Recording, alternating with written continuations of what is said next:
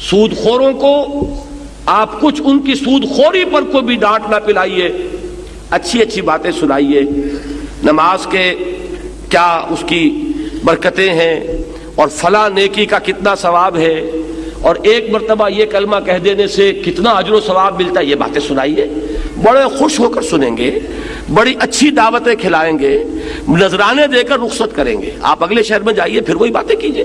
یہ ہے واعظانہ انداز، معاذ اللہ ثم معاذ اللہ۔ نبوت کا انداز یہ نہیں ہے۔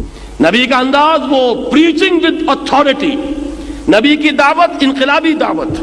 نبی کا قول کیا ہے؟ امرت لأعدل بینکم، اور یہی بات کہی تھی کس نے؟ ابو بکر صدیق نے رضی اللہ تعالی عنہ۔ جب نبی نے دین قائم کر دیا، اب خلافت کا نظام چل رہا ہے، بیعت خلافت ہوئی ابو بکر کے ہاتھ پر، تو جو پہلی تقریر کی ہے اس کے الفاظ یہ ہیں: اے مسلمانوں، تم میں سے ہر قوی میرے نزدیک ضعیف ہوگا جب تک کہ اسے حق وصول نہ کر دوں، اور ہر ضعیف قوی ہوگا جب تک کہ اسے اس کا حق دلوا نہ دوں۔ یہ حق دینا اور حق لینا، یہ ہے اس نظام کا اصل خاصہ۔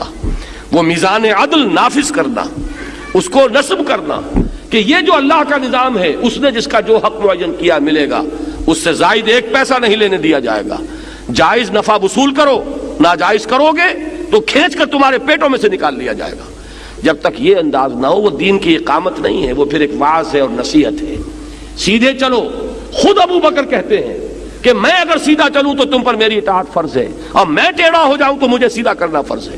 انہوں نے اپنے آپ کو بھی مستثنا نہیں کیا، اور یہی کہا کہ نظام جو قائم ہو رہا ہے، جو سعد بن ابی وقاص کا جملہ میں نے آپ کو سنایا، رستم سپہ سالار افواج ایران کی سفارت کے جواب میں جو بات کہی تھی کہ بھول جاؤ ان دنوں کو جب ہم آتے تھے اور ٹرائبل ریڈز ہوتی تھیں، لوٹ مار کر کے چلے جاتے تھے، یہ بات وہ نہیں ہے۔